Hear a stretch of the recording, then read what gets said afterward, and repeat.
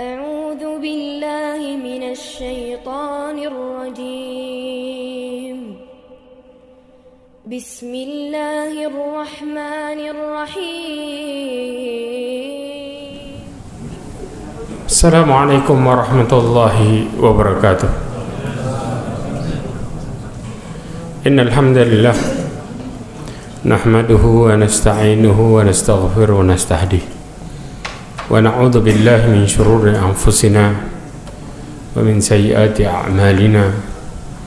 من يهده الله فهو المهتد ومن يضلل فلن تجد له وليا مرشدا. أشهد أن لا إله إلا الله وحده لا شريك له وأشهد أن محمدا عبده ورسوله.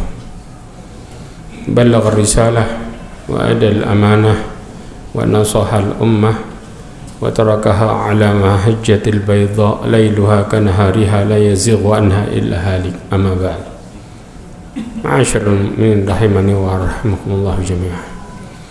Alhamdulillah, kita bersyukur pada Allah Azza wa Jalla dengan segala bentuk hidayahnya. Salawat dan salam kepada Nabi Muhammad sallallahu alaihi wasallam, khairul anbiya wal mursalin, sebagai nabi dan sebagai rasul. Ma'asyiral mu'minin rahimani wa rahmakumullah jami'an.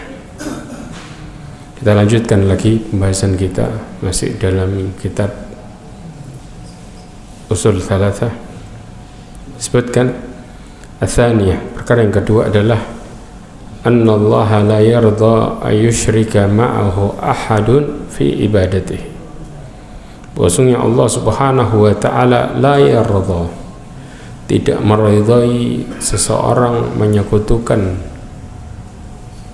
dengan suatu apapun, ya, di dalam beribadah kepada Allah Azza wa Jalla. Walaupun sekalipun makhluk itu yang disekutukan dengannya adalah makhluk yang mulia, ya, seperti apa? Malaikat, nabi, maka tetap siapapun dia yang menjadi sekutu ke Allah Azza wa Jalla, maka Allah tidak akan pernah ridha. Maka dikatakan la malakun muqarrab, tidak dengan malaikat yang muqarrab. Maksudnya muqarrab di sini apa? Yang didekatkan, ya, karena malaikat itu memiliki sifat, Allah berfirman la ya'sunallaha ma amarahum wa yaf'aluna ma yu'marun. Mereka tidak akan pernah bermaksiat terhadap apa yang Allah Subhanahu wa taala perintahkan. Wa yaf'alun, dan mereka langsung melakukan ma yu'marun, apa yang diperintahkan oleh Allah Azza wa Jalla. Kemudian wala nabiyyun mursal, dan juga bukan dengan seorang nabi yang diutus. Ya, apa dalilnya? Allah mengatakan wa annal masajida lillahi fala tad'u ma'allahi ahada. Disebutkan wa annal masajida lillah, ya, sesungguhnya masajid, yaitu masjid-masjid itu kepunyaan Allah. Fala tad'u ma'allahi, maka janganlah kalian menyembah, berdoa, beribadah kepada Allah dengan seorang pun, artinya sekutunya. Maka jangan pernah melakukan kesyirikan di dalam masjid atau dimanapun.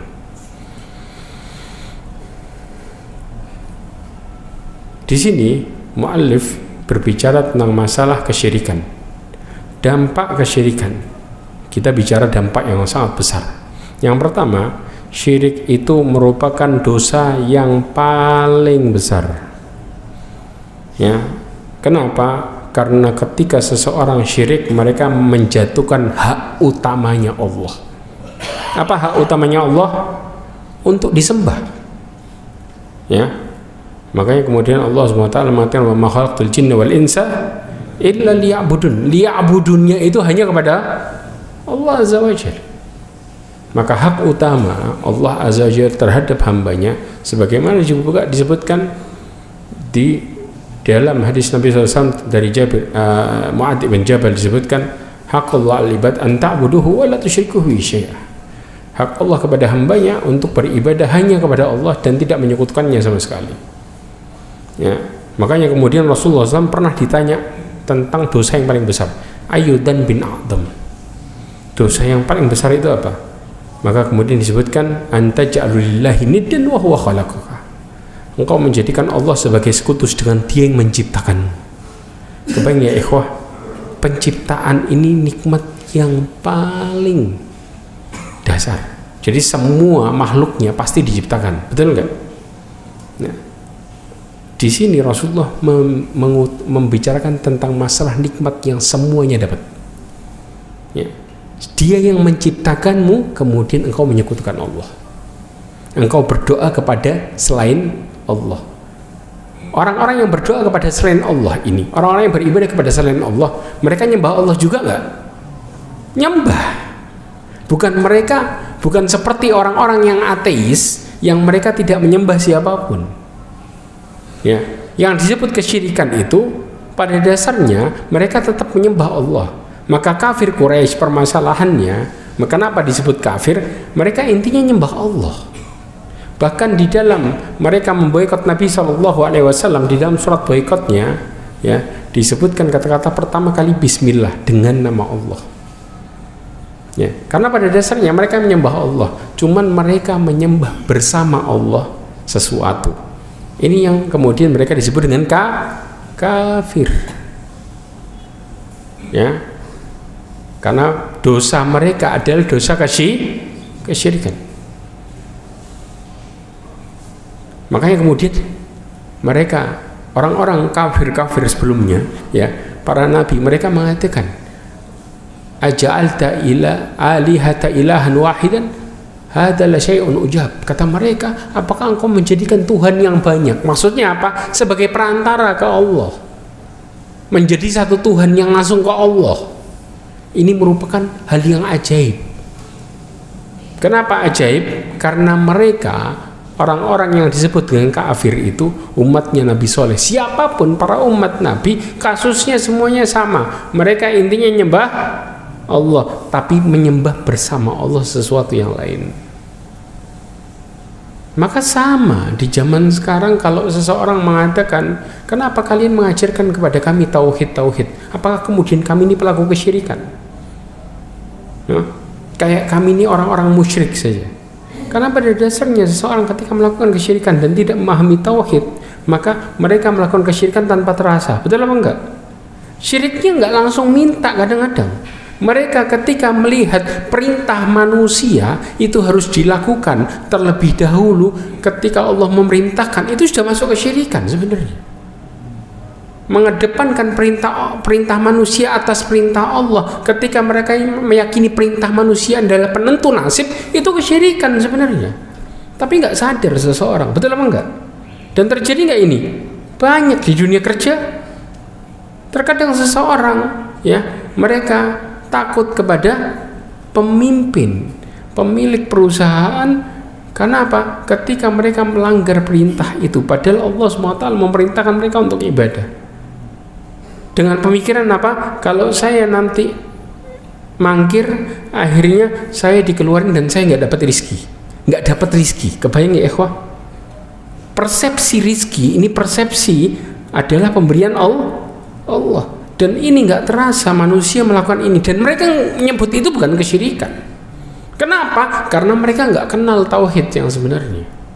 Ketika mereka kenal tauhid, mereka nggak akan pernah bersepsi dengan persepsi yang salah. Makanya kadang-kadang kenapa kok kajian sering tauhid? Karena kalau kita sekali nggak kenal tauhid, maka kita mudah untuk masuk ke dalam kesyirikan tanpa terasa. Ini yang bahaya ya ikhwah. Kemudian yang berikutnya, ya, seorang nggak main-main nih perkaranya. Ketika meninggal, kata-kata meninggal ini menunjukkan adalah pindah alam. Paham ya?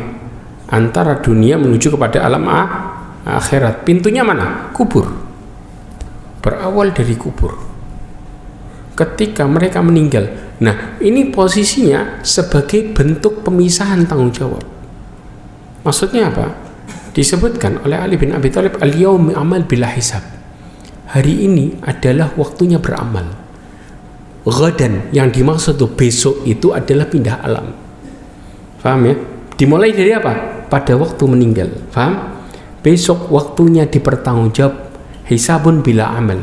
Waktunya dipertanggungjawabkan dan bukan waktunya beramal.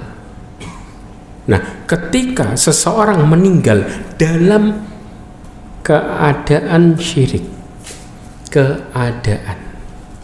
fahami baik-baik, artinya mereka meninggal musyrik.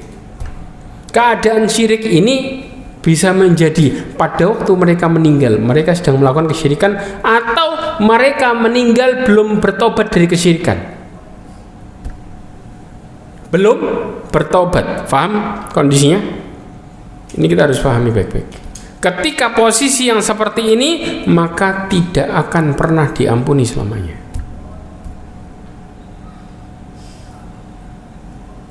Ya ikhwah, Ustaz, syirik itu kan ada dua, ya kan? Syirik besar, syirik kecil. Nah, sekarang apakah dua-duanya nggak diampuni? Jawabannya iya. Syekhul Islam Ibn Taimiyah menjelaskan tentang kalau syirik besar, jelaskan dia khalid mukhallad finnar, mereka akan selamanya kekal di neraka. Tapi syirik kecil, maka Syekhul Islam menjelaskan mereka tetap akan masuk neraka, tetap, ya, untuk mempertanggungjawabkan hukuman syirik kecilnya.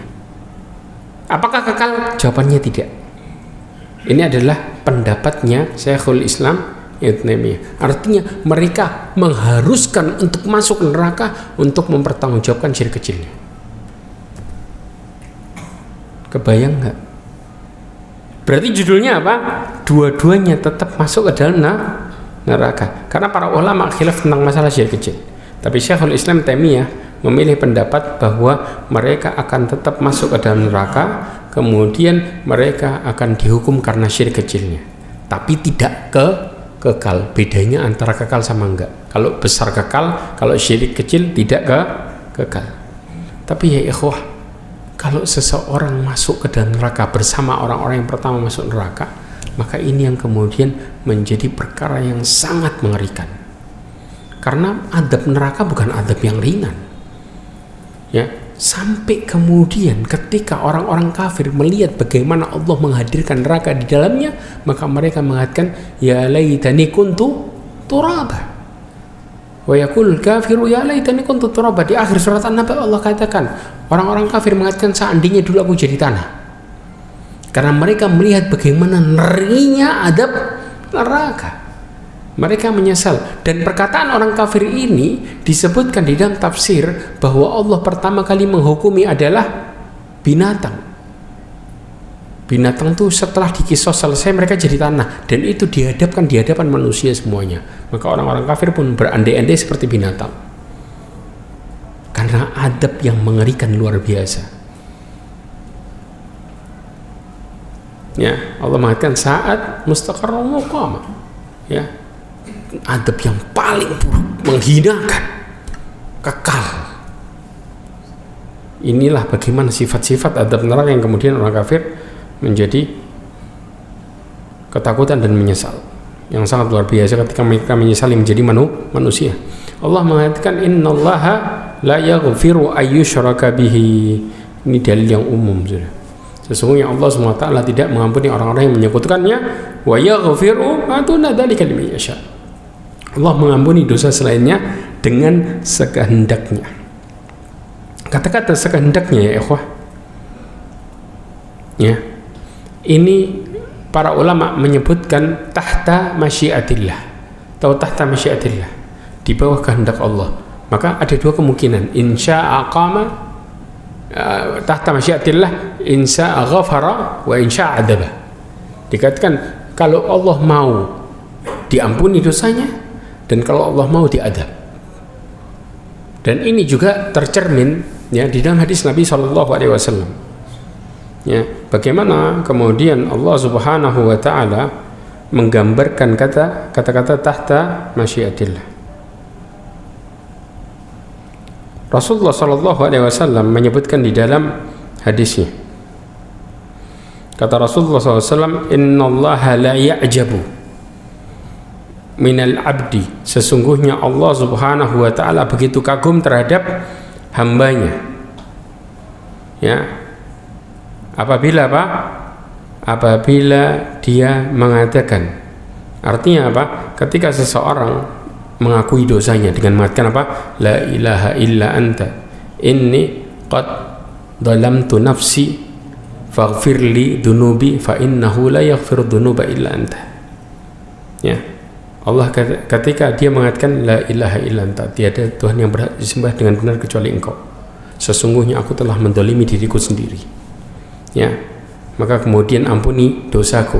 Karena tidak ada yang bisa mengampuni dosaku kecuali Engkau. Maka Allah mengatakan qala abdi, ya, maka Allah mengatakan qala abdi arafa anna lahu rabban yaghfiru wa yu'aqib. Hambaku sadar dia memiliki Allah yang bisa mengampuni dan menghukum. Ini yang dimaksud dengan kata-kata tahta masyiatillah. Maka Allah terhadap dosa hambanya selain syirik itu ada dua. Bisa jadi Allah mengampuninya, atau bisa jadi Allah akan menghukum karena dosanya. Faham di sini? Dan ini tercerminkan dengan banyak hadis. Salah satunya diantaranya adalah hadis ini. Ya. Maka kata Allah, hambaku mengetahui bahwa ada Allah yang mengampuni. Nah ini kata-katanya, dosa dan menghukum. Bisa jadi mengampuni, bisa jadi menghukum. Ini yang disebut dengan tahta masyiatillah. Kita kembali lagi. Ma'asyiral mu'minin rahimani wa rahimakumullah. Kemudian Rasulullah SAW secara jelas dalam hadisnya mengatakan, man mata wa huwa yad'u min dunillahi niddan dakhalan nar. Barang siapa yang mati sedangkan dia menyuruh selain Allah sebagai tandingannya, maka dia masuk ke dalam neraka. Hadis ini, hadis-hadis yang digambarkan ini hadis umum dan tidak disebutkan apakah itu syirik kecil atau syirik besar. Faham di sini ya? Makanya Syekhul Islam Taimiyah memilih pendapat kalau syirik kecil dia mengharuskan tetap masuk neraka, tapi dihukum bukan selamanya. Ya, kalau syirik besar selamanya, karena dalil yang ada menunjukkan Allah menghukum pelaku kesyirikan itu dengan kata-kata ini, yaitu barang siapa yang dia sedang menyuruh selain Allah sebagai nidan ini apa? Sekutu. Kalau istilahnya sekutu itu kan bersamanya, paham ya? Maka dia akan masuk neraka. Tinggal bicaranya kekal atau tidak. Kalau yang kemudian besar kekal, yang kecil enggak. Kemudian waqultu, sedangkan aku berkata, ana man mata wa huwa la yad'u lillahi niddan dakhal jannah. Barang siapa yang mati dan dia tidak menyekutukan Allah dengan sesuatu apapun, maka dia akan masuk surga. Karena modal besar dan yang paling utama yang membuat seseorang bisa masuk surga, modal besarnya adalah tauhid, yaitu jauh dari kesyirikan, modal besar, dan itu merupakan syarat mutlak. Dan ini dikatakan oleh diantaranya Imam Ibnu Qayyim Al-Jauzi, dikatakan tidak mungkin masuk neraka nafsul musyrikah, seorang musyrik, nggak mungkin. Sebagaimana Allah Subhanahu wa taala mengatakan, la tufattahu lahum abwabus samawati wa la yadkhulunal jannata hatta yalijal jamalu fis sammil hiyat. Dikatakan nggak akan pernah dibukakan pintu-pintu langit dan tidak akan pernah masuk ke dalam surga sampai onta masuk ke lubang jarum. Ini adalah bagaimana orang-orang musyrik. Jadi nggak mungkin, tidak mungkin. Dan Rasulullah SAW membacakan ayat ini berbicara tentang bagaimana orang kafir itu meninggal. Karena proses orang meninggal setelah dicabut nyawanya, mereka naik ke atas semua. Baik yang mukmin, yang kafir, semuanya naik. Kalau yang mukmin dibukain, yang kafir nggak bakal, mereka langsung turun. Inilah kejadian, dan ini disebutkan dalam riwayat hadis riwayat Imam Ahmad. Kemudian ya ikhwah, bagaimana dengan orang-orang yang mereka disiksa di neraka namun nggak kekal selamanya? Betul nggak? Karena yang kekal itu cuma siapa?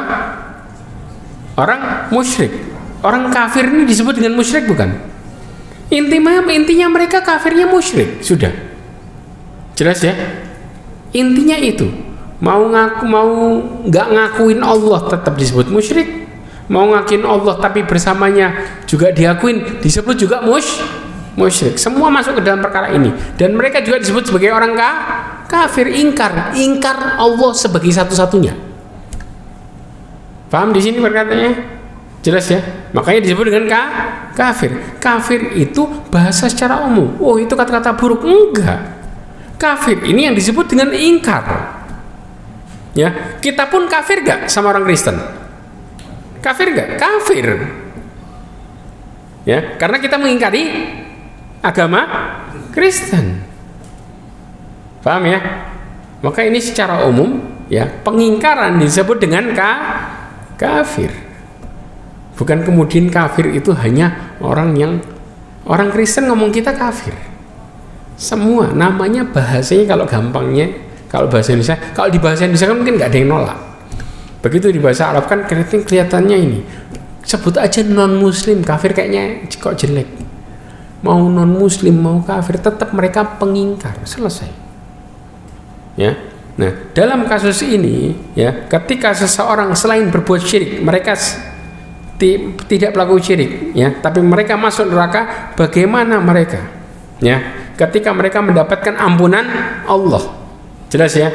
Maka mereka orang-orang ex neraka. Kalau istilahnya mantan neraka, mereka disebut sebagai jahannamiyun. Tahu jahannamiyun? Pernah kalau kita apa?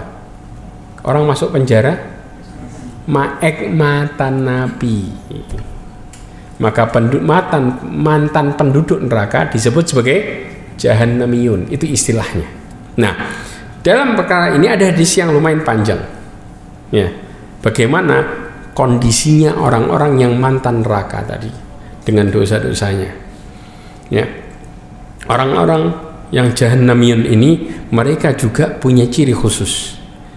Di leher-lehernya terdapat tanding dikenali ya oleh penduduk surga bahwa mereka adalah alumni jahannamiyun. Ada, subhanallah ya ikhwah. Makanya coba lihat Abi Sa'id Al-Khudri radhiyallahu anhu meriwayatkan dari Rasulullah SAW. Hadis ini diriwayatkan oleh Imam Muslim. Kita lihat pelan-pelan ya. Dikatakan hatta idza khalasal mu'min minan nar. Apabila orang mukmin itu sudah selamat dari neraka. Tahu maksudnya? Habis melewati sirat, lewat kontoro, masuk surga. Ini bicara orang mukmin nih. Ya. Maka dikatakan fa walladzi nafsi biyadihi. Rasulullah mengatakan demi jiwaku yang berada di tangannya. Kalau kita istilahnya wallahi.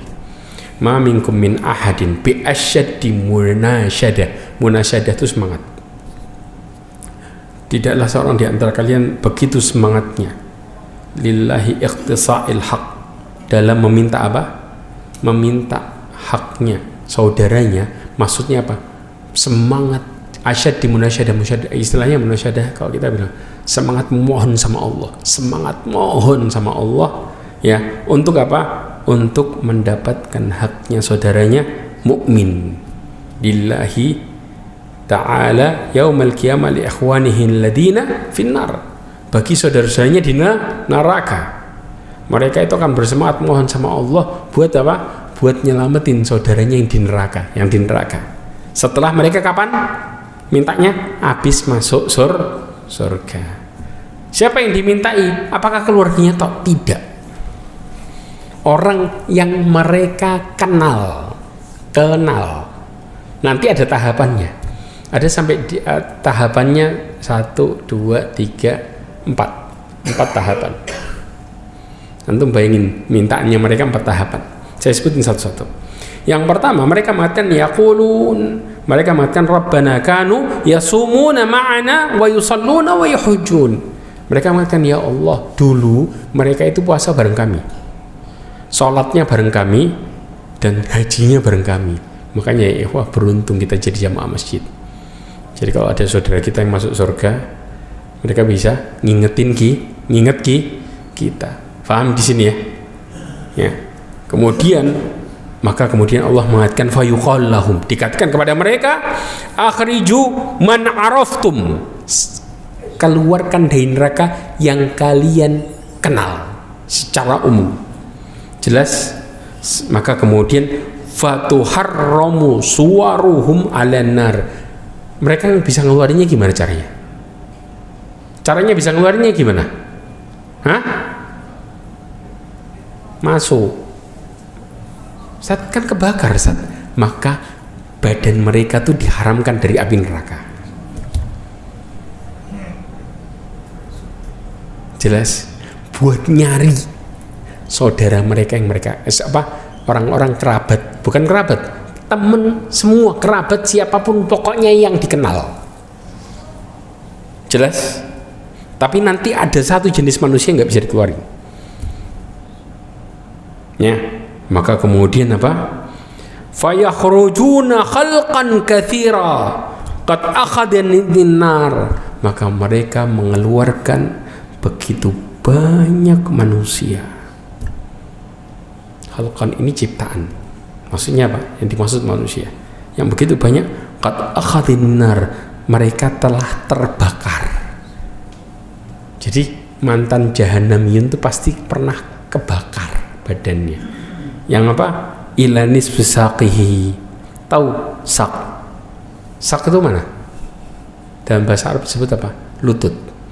Kalau setengah lutut disebut dengan ini lutut ke bawah. Kalau di paruh itu larinya kemana? Betis. Jadi apinya sudah membakar sampai betisnya. Betisnya jadi dari mulai bawah sampai betis itu sudah gosong. Ya, kemudian dikatakan ila rukbatayhi. Ya. Kemudian juga dikatakan sampai bakar sampai seperti itu. Ya. Sampai ke rukbahnya. Terus kemudian dikatakan lagi Rabbana ma baqiya fiha ahad mimma amartana bihi. Ya Allah, ternyata apa? Enggak ada satupun, sudah habis sudah terhadap apa yang kau perintahkan, sudah enggak ada sisa lagi, kata mereka.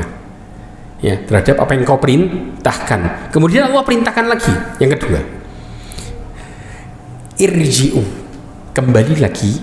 Kemudian faman wajadtum fi qalbihi mithqala dinar min khairin fa akhriju, keluarkan yang di dalam hatinya sebesar dinar. Tahu uang dinar?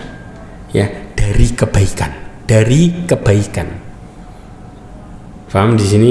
Maka kemudian fayukhrajuna khalqan katsiran, dikeluarkan orang yang sangat banyak. Kemudian mereka mengatakan lagi, Rabbana lam nadar fiha ahadun mimma amartana. Ya Allah, kami sudah tidak meninggalkan seorang pun terhadap engkau yang engkau perintahkan. Sudah habis, sudah tidak ada lagi. Kemudian Allah perintahkan lagi yang ketiga. Dikatakan irji'u, balik lagi.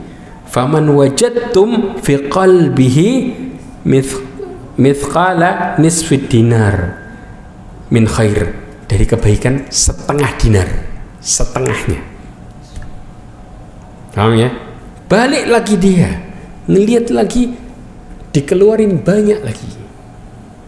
Sudah? Setelah keluar, kemudian setelah itu mereka mengatakan sudah nggak ada lagi terhadap apa yang kau perintahkan. Kemudian Allah mengatakan yang keempat, balik, keluarkan faman wajadtum, barang siapa yang kalian temui fi qalbi mithqala darratin min khair. Darrah, tahu darrah? Darrah itu sesuatu yang paling kecil, sampai orang bicara atom. Dari kebaikan, darrah. Ya ikhwah, ini banyak kalau yang kayak gini. Betul apa enggak? Maka dikeluarkan, ya. Dikeluarkan oleh mereka begitu banyak orang. Ya. Tapi dengan syarat apa? Yang mereka kenal. Bukan sembarang manusia, yang dikenal. Yang enggak dikenal, yang enggak keluar. Jelas? Setelah itu apa? Kemudian Abu Sa'id Al-Khudri mengatakan, illam tusaddiquni, kalau kalian enggak percaya bihadal hadis, dengan hadis ini, ya, coba kalian baca firman Allah, innallaha la yadlimu mithqala darrah. Allah tidak akan pernah mendolimi seseorang pun sekecil apapun. Paham ya? Darrah istilahnya, ya. Wa in taku hasanah yudha'ifha wa yu'ti min ladunhu ajran 'azima. Apabila terdapat kebaikan dan Allah lipat gandakan pahalanya. Paham di sini? Ini menunjukkan, maka coba lihat ke dalil ini. Maka darrah pun Allah keluarkan. Jelas? Nah, setelah dikeluarkan, ya, maka kemudian Allah mengatakan, kata Allah, syafa'atil malaikah. Yang bisa memberikan syafaat siapa? Malaikat. Kemudian syafa'an nabiyun. Terus siapa lagi? Para nabi. Kemudian syafa'al mu'minun. Yang bisa memberikan syafaat juga siapa? Orang-orang mukmin. Ya, lam yabqa illal arhamar rahimin. Tidak ada yang tersisa kecuali yang maha penyayang. Ya. Fayaqbidu qabdatan minan nar fayakhrujuna minha qauman lam ya'malu khairan qat. Maka kemudian fayukhraju, dikeluarkan dari neraka kaum yang tidak pernah melakukan kebaikan sedikit pun.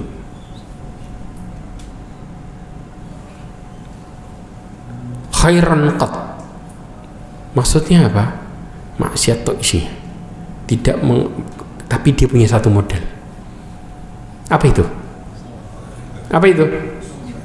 Iman, tauhid. Itu modalnya bisa keluar, tapi nggak punya amal soleh sama sekali. Kebayang ya ikhwah? Kemudian dikatakan qad adu humaman. Dia sudah jadi apa? Hitam, arang, lava sudah gimana? Kebayang? Maka kemudian fayulqaw fin nahrin fi afwahil jannah, maka dilemparkan ke sungai, yang sungai surga yang disebut dengan apa? Nahrul hayah, sungai kehidupan. Fayakhrujuna kama takhrujul hibbah fi hamilis sail, sebagaimana benih tumbuh di pinggir sungai. Kebayang enggak? Tumbuh dari mulai biji sampai tumbuh sampai jadi tanaman. Ini sudah hitam itu sudah nggak bentuk. Kebayang nggak? Arang sudah badannya, dimasukin ke sungai kehidupan jadi tumbuh, seret, sampai jadi orang beneran. Mereka itu adalah disebut dengan jahannamiyun, yang tidak bisa keluar darinya cuman satu, yaitu siapa? Orang yang melakukan kesyirikan dan dia mati di atasnya. Nggak bakal keluar selamanya. Jelas di sini? Kebayang ya ikhwah? Makanya bersyukur Allah ngasih kita hidayah tauhid, dan itu yang menjadikan penyebab seorang terselamatkan dari neraka. Selamat mereka. Ya. Tapi Ustaz, kalau orang yang bertauhid tapi ahli maksiat gimana? Ya sudah tadi judulnya. Paham ya? Maksiat gede-gede dilakuin semua Ustaz. Ya tadi, dia punya modal tauhid gak? Tapi kemudian maksiat dilakukan banyak kan? Maka nyemplung gak dia? Jelas kondisinya ya. Paham ya ikhwah? Tapi ada hadis syafaat, kita bahas berikutnya. Kemudian yang ketiga adalah seseorang yang melakukan syirik, ya, efeknya apa? Maka seluruh amalnya akan gugur. Gugur amal ini ada dua kondisi, dan kita harus paham baik-baik. Tapi judulnya, di saat syirik amalnya gugur. Kalau syirik besar menggugurkan amal dari pertama Allah terima pada waktu balik sampai hari itu, jelas. Tapi kalau syirik kecil menggugurkan amal saat itu. Tapi judulnya apa? Gugur amalnya. Paham sampai di sini? Oke. Kenapa? Allah Subhanahu wa taala berfirman dalam surat Az-Zumar ayat 65. Allah mengatakan laqad uhiya ilaika wa ilal ladzina min qablika. Dan Allah mengatakan ayat ini siapapun, kelasnya Nabi juga kena. Allah menyampaikan kepada Rasulullah SAW dan semua umat manusia Kalau yang syirik kelasnya Nabi pun juga kena. Ini ayat siapapun kena. Allah mengatakan, telah kami wahyukan kepadamu dan kepada nabi-nabi sebelummu berupa ancaman yang sama. Dan ancaman ini buat seluruh manusia. Jelas? Nabi juga kena ancaman enggak?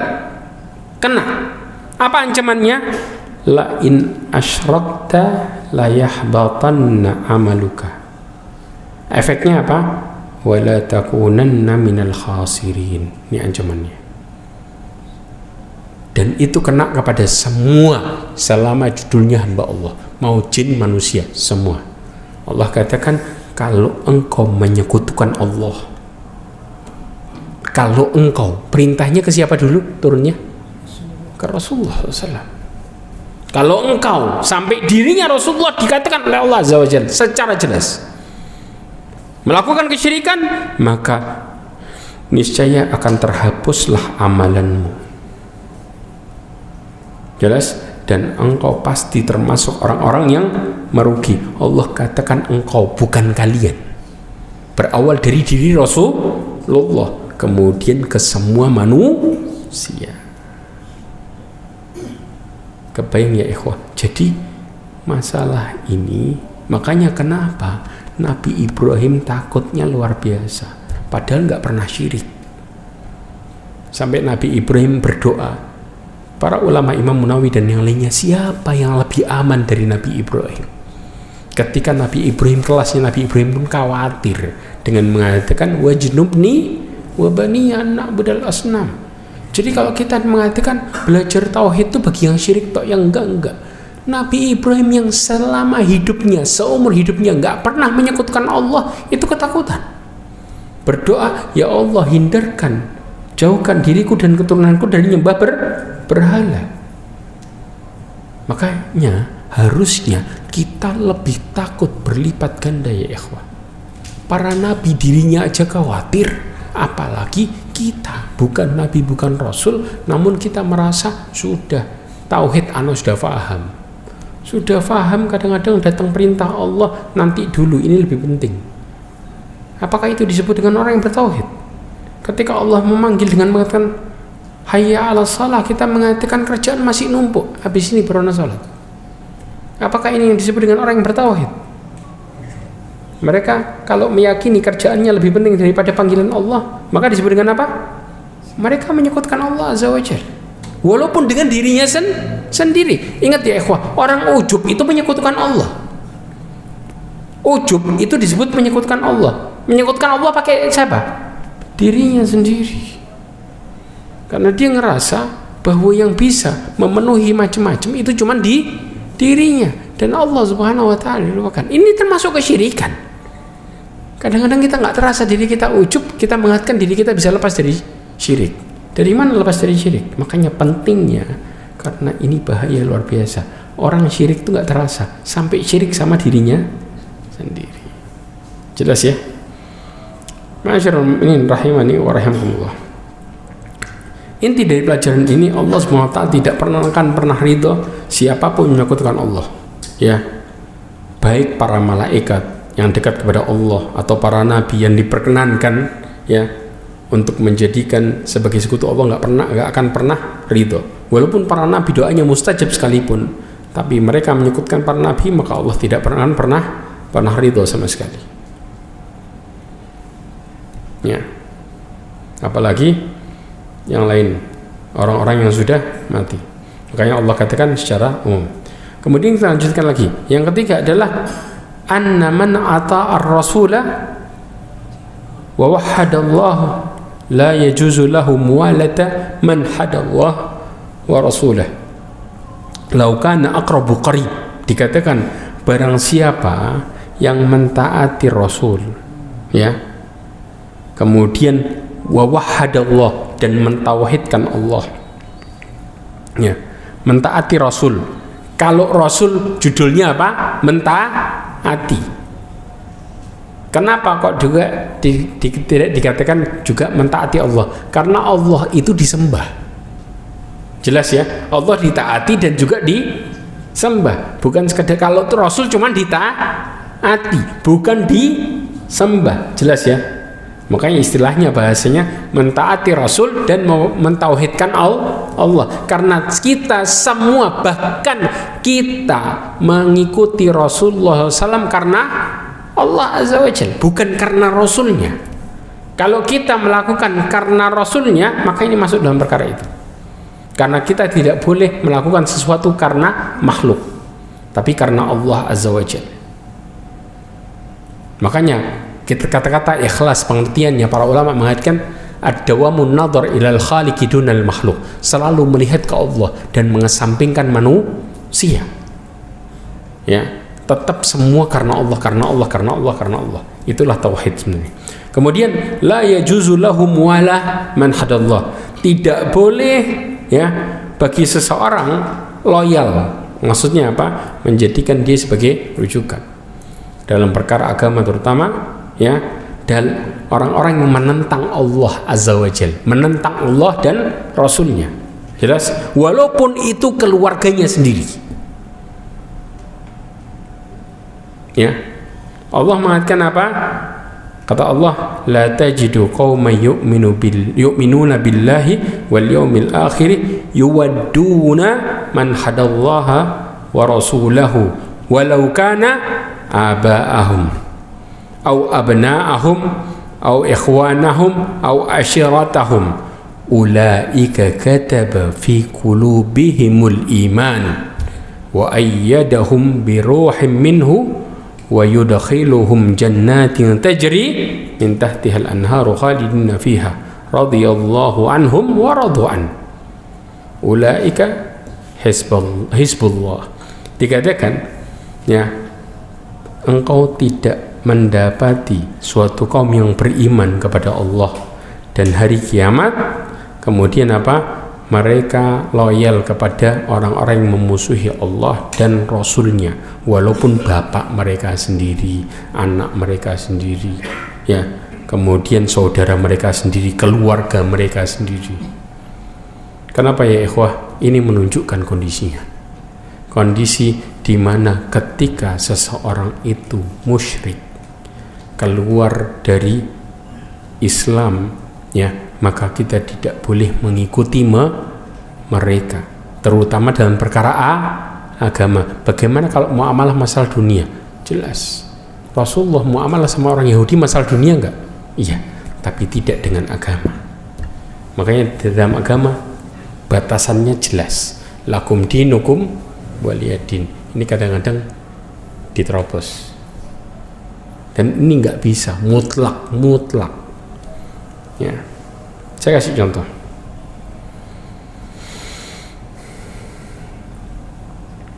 Contohnya dalam kasus apa? Ketika ada sebuah daerah kelas RT dan apapun itu, ya, kemudian ada orang kafir yang kepingin jadi pemimpinnya, boleh nggak? Nggak boleh. Padahal dia baik. Satu kampung itu semua dikasih sama dia, dijamin sama dia. Boleh nggak kira-kira? Boleh nggak? Jawabannya tidak. Kenapa tidak? Tidak bicara kebaikan atau tidaknya. Karena ketika ada sebuah keputusan yang berkaitan dengan agama, maka yang dicenderungi sama dia apanya? Agamanya. Ini tidak bisa dipungkiri ya ikhwah. Sedangkan hidup ini kita bicara bagaimana agama kita, bukan bagaimana dunia kita. Maka inilah efek diantara yang sangat mengerikan luar biasa, yang tidak disadari oleh setiap orang. Makanya Allah melarang, karena seseorang akan membela apa yang diyakininya. Jelas, apapun itu bagaimana sikap track recordnya dia, walaupun kelihatannya semua baik, tapi kalau bicara masalah keyakinan, orang akan bela keyakinan. Paham di sini? Makanya hati-hati ya ikhwah. Dalam perkara ini hati-hati. Jangan pernah melihat, oh baik fulan gini, enggak. Orang muslim aja lebih jahat daripada dia. Orang sering timbang itu. Kadang-kadang apa? Negara kafir itu lebih muslim daripada muslim. Kenapa? Karena dalam muamalah manusia sama manusianya baik. Betul apa enggak? Yang kita bicarakan agamanya. Faham di sini? Yang ini kita tutup mata. Giliran masalah dunia kita akuin seseorang. Ya ikhwah, dunia seseorang dengan dunia, apapun yang menjadi kebaikannya, ingat Rasulullah SAW mengatakan sesungguhnya Allah Subhanahu wa ta'ala yut'imul kafir bihasanatihi. Allah memberi makan orang kafir tergantung kebaikannya di dunia. Hatta idza afdha ila al-akhirah lam takun lahu hasanah yu'tiha. Sampai ketika dia menuju akhirat dia tidak punya lagi kebaikan yang dikasih sama Allah. Sudah habis, semua dibalas di dunia. Jadi ketika orang kafir itu baik, maka kebaikannya kembali kepada dia. Di mana? Dunia. Dan ini jelas. Tapi kalau orang mukmin enggak. Allah kasih dunia dan Allah kasih akhirat. Ini yang kita enggak timbang. Ya. Makanya kadang-kadang syaitan pintar. Coba lihat. Dia menghormati manusia sama manusia. Itu kan Islam ngajarin itu. Sedangkan orang Islam kok enggak ngerjain, kenapa? Apakah pertanyaannya? Apakah mereka beribadah sama Allah? Apakah kemudian mereka penyembah Allah? Apakah mereka kembali berdoa kepada Allah? Jawaban itu semua tidak dan tidak. Apakah itu disebut dengan kebaikan? Karena kebaikan itu apa menurut Allah? Bukan menurut pandangan manusia. Dan ini yang suka kita kesampingkan. Dan insya Allah masalah ini kita lanjutkan berikutnya insya Allah, tentang bagaimana kondisi-kondisi yang seperti ini, dan bahkan nanti akan ada antara penduduk neraka dan surga, padahal mereka meminta tolong kepada penduduk surga keluarganya sendiri. Apa jawaban penduduk surga terhadap penduduk neraka yang sudah kekal di dalamnya? Maka jawaban insya Allah kita akan berlanjut berikutnya mengenai masalah ini. Mudah-mudahan apa yang kita pelajari hari ini menambah keimanan kita semuanya dan menjadikan kita untuk selalu kembali kepada Allah Azza wa Jalla. Kalau ada datang kebaikan itu datangnya dari Allah Azza wa Jalla, karena Allah Maha sempurna. Kalau datang keburukan dan kekurangan semuanya datang dari diri saya pribadi. Subhanakallahumma bihamdika asyhadu an la ilaha illa anta astaghfiruka wa atubu ilaik. Wa akhiru da'wana alhamdulillah. Wassalamualaikum warahmatullahi wabarakatuh.